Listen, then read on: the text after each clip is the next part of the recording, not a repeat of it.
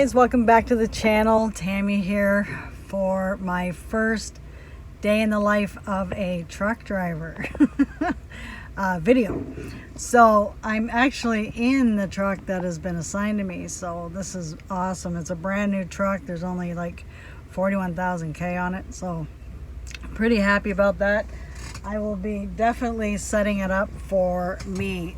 Sorry about the lighting. The sun is just shining like crazy. How about we go like this? There we go.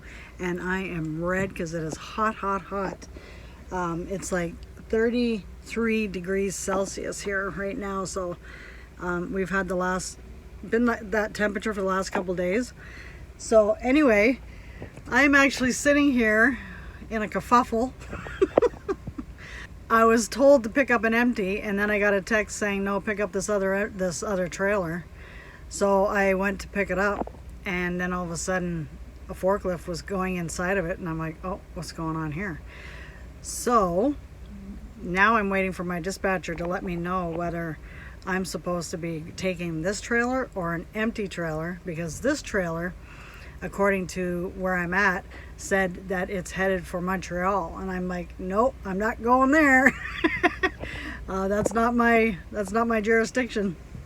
So now I gotta, like I said, wait and find out from my dispatcher to tell me what is going on, because the other guy that was supposed to take this trailer was already here, but went to go fuel up the truck and stuff, and yeah, so like I said, I'm waiting for the dispatcher to clear this mess up. So this is definitely one thing that happens in the trucking industry, is that there can be a mix-up with the trailers and the loads and where it's going and all that. So as a truck driver, you got to make sure that you go in and you clarify everything before you take anything or leave anything. So yeah, is it ever hot today? Oh my word, it's crazy. I'm gonna stand up in here where the sun isn't shining so bad. How's that? Here, I'll sit in the bunk. Oh, look how red I am. Oh my gosh. Wow. So it's been a great couple weeks in the truck here by myself. I had another truck, but I just picked up this one yesterday.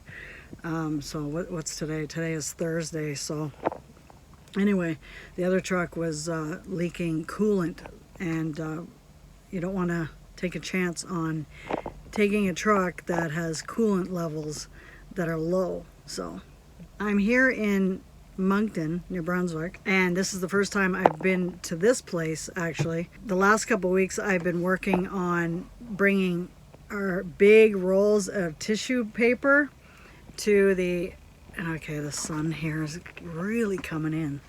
Sorry, blinding me right out. It's been I've been going to the tissue plant and bringing our big rolls of toilet tissue in. How about this? Do we go this? How about we do this? I'm trying to get a good spot for lighting. And now you're in a cubby hole. So yeah, the big rolls of tissue paper, and bringing that to their plant, so then they divide it and then they make it into the rolls of tissue that we know for our toilet tissue. So I've been doing that, and so this time here, like I said, I've never been to this particular plant, and so I was told at first to pick up an empty, so I had to get my dad to let me know where this place was, because he's been here plenty of times over the years, and so I had to get him to tell me where it's at, what to do, go in talk to somebody, like, you know, I'm just learning all the ins and outs about this job. So I kind of feel lost in the wilderness a little bit, because you know, you don't necessarily have what I would say a trainer who will prepare you for this kind of stuff. So that might be better. So the other guy who's supposed to pick this trailer up, I'm also waiting for him to come around the corner and go, hey, what's going on? That's my trailer. Yeah, well, we're waiting for our dispatcher, Brian, to get back to us. I hope everybody's been doing well. I really appreciate, I have to say this, I've noticed a few people that have unsubscribed to the channel, and that's totally your call. It's fine. But I know that the channel has kind of gone a little south, and I haven't been consistently loading any videos lately. And so the ones who have stuck around, who are listening to the videos, watching the videos, I have to do a big shout out to you and appreciate your patience, appreciate your kindness for sticking around, and just know that I am trying to figure out the direction to which the channel's going. One, for this, my previous video, I did mention about doing a day in the life of a trucker, and put a video out maybe once a week for that, or once every other week. I don't know. That's going to be up to actually the viewers who do see these videos. Give me an idea of like a day that you find yourself watching my channel, I guess. So if and to watch something like that, a day in the life. So I was thinking like maybe a either a Sunday or a Wednesday. I don't know. Because I know on the weekends is when I can edit the video and get it out there. Now, mind you, I do have slow internet connection where I live. So with that in mind, it could take like 24 hours just for my video to get added, like to get loaded, uploaded to YouTube. That's how bad it is. So if I can get it edited on Saturday and then uploaded on Sunday, and then or Saturday night, start to upload it on Saturday night, and it'd be finished by Sunday evening sometime, and that's on a good day, then I can add it to the channel as soon as it's done. But as we are right now with the internet connection, it's absolutely horrible. So, and I'm trying my best, and that kind of deterred me, or discouraged me, I guess, about loading these videos. And I thought, there's no other way that I can get these up faster. And for the longest time, it was taking me like 36 to 38 hours just to get the video up. And I was trying to keep the video at 30 to 40 minutes, and then I'm even thinking, like, is that too long? So anyway, and then again with Joe,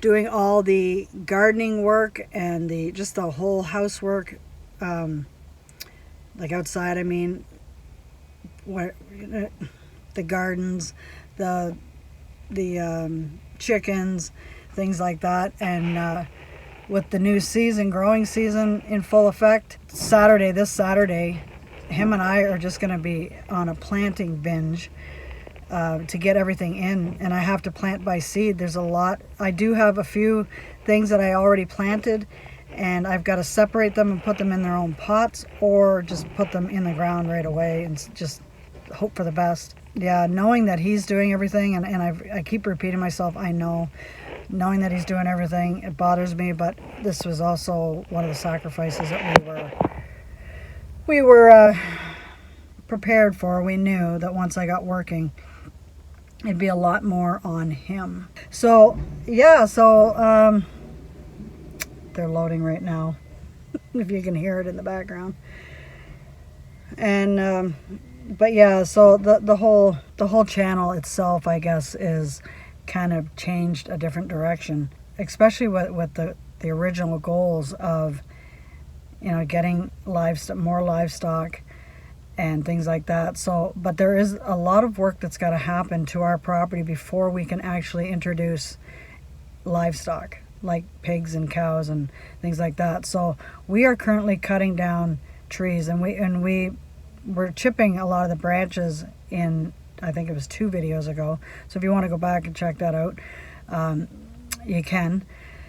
But So we figured out too that once we clear what we have cut from last fall and we get what we need to chop up and stuff for firewood, and then break up the chip the branches and stuff like that, what he's done already has been amazing, because it's totally opened up and it looks nice and clear, and I can just probably throw a bunch of different types of seeds, alfalfa and grass, long grass seeds and things like that, in those where it's all nice and clear.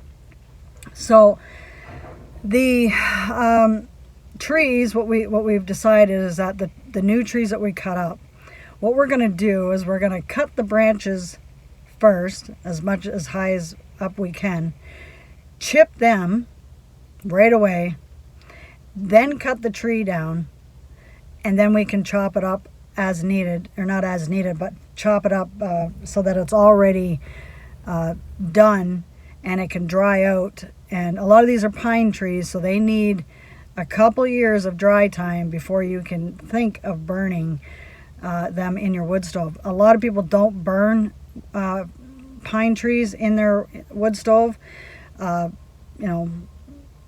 Creosote gets built up and things like that in your pipes and stuff like that. But if you've got it really, really dry, you're good.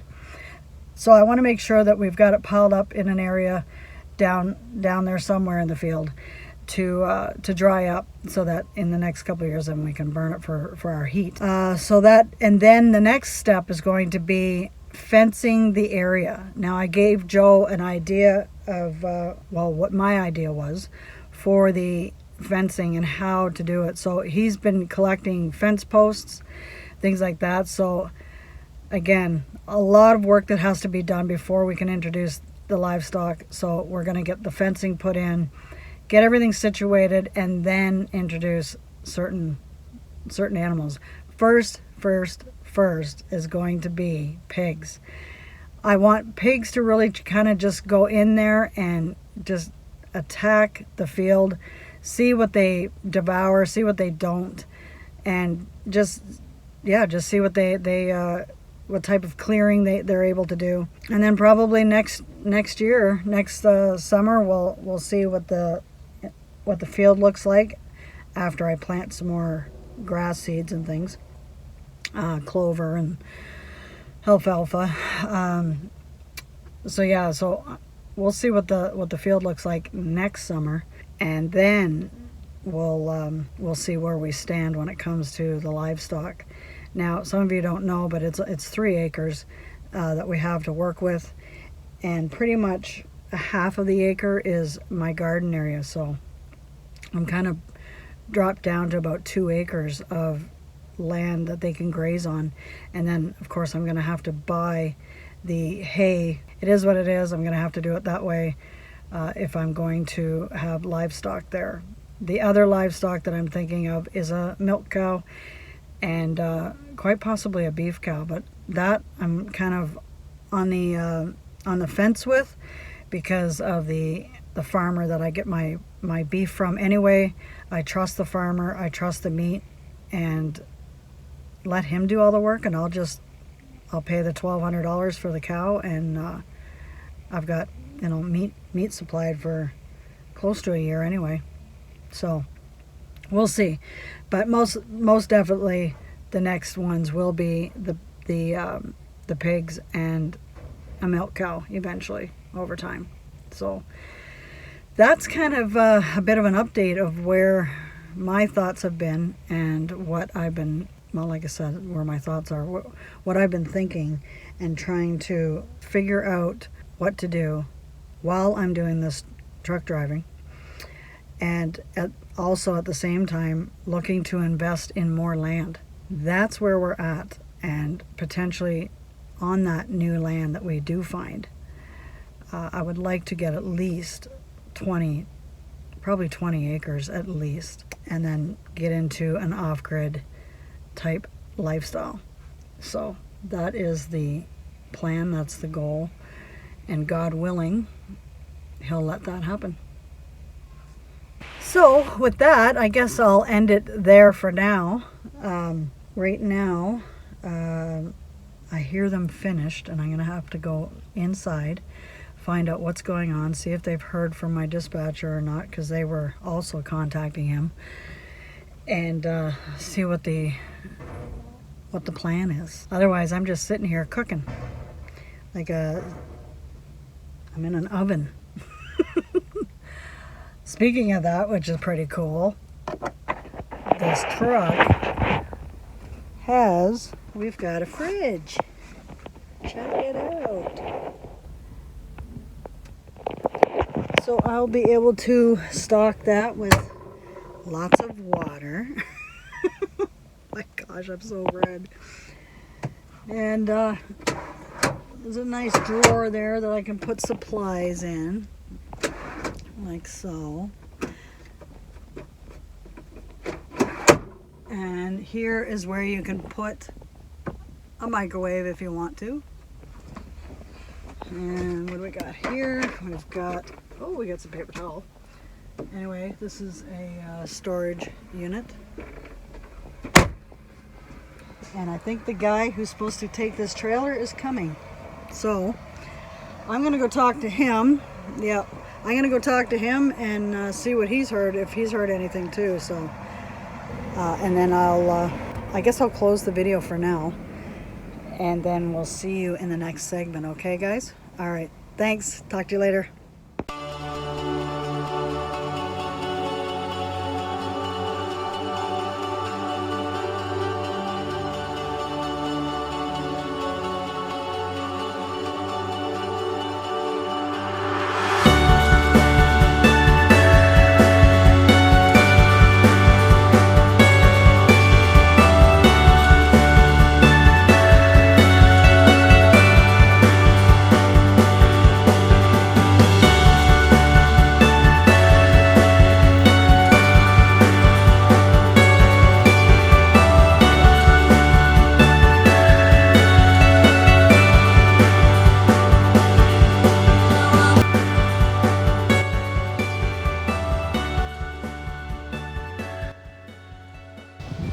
Well, hello, girls. These are 3 of the 6 new girls that we got. And they're just discovering down here. Hey, girls. Hello. How are you? You like your new home? Yeah. It's better than that claustrophobic filled factory. Yeah, I'll stop there. This is a way a chicken should live, right? Yeah. Forage around, get all kinds of bugs and eat grass and dig up for worms. Eat the ticks.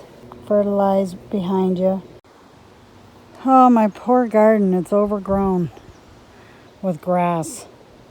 So I have to pluck all that out and get started on planting my cucumbers, tomatoes, peppers.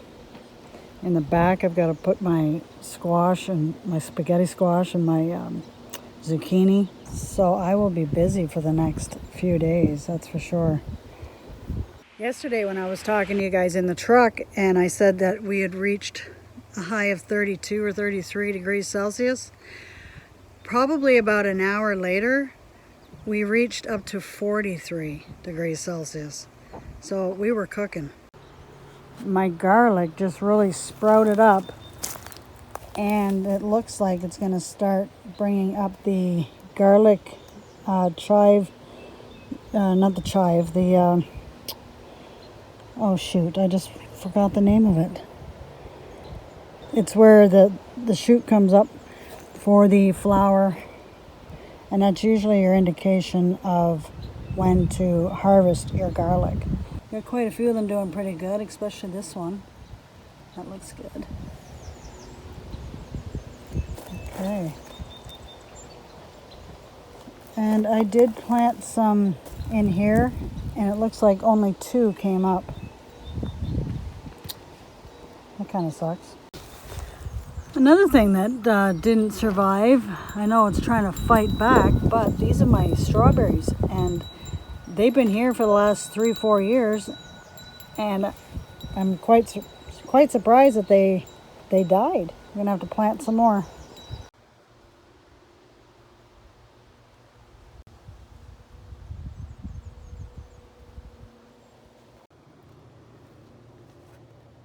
So my rhubarb already went to seed, went to flower. So I have to definitely get this plucked as fast as possible. Freeze some of it.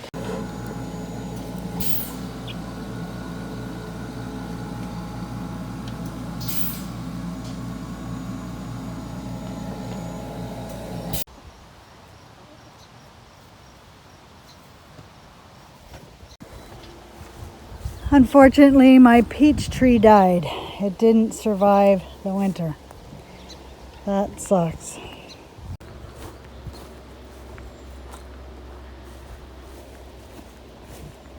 Ooh.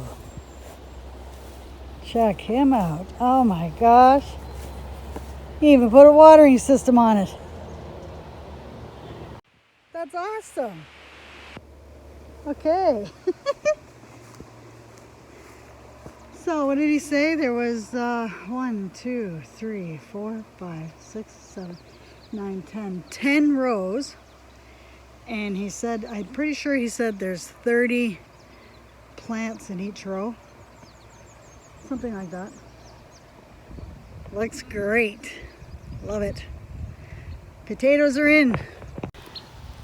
I didn't realize that these came back every year.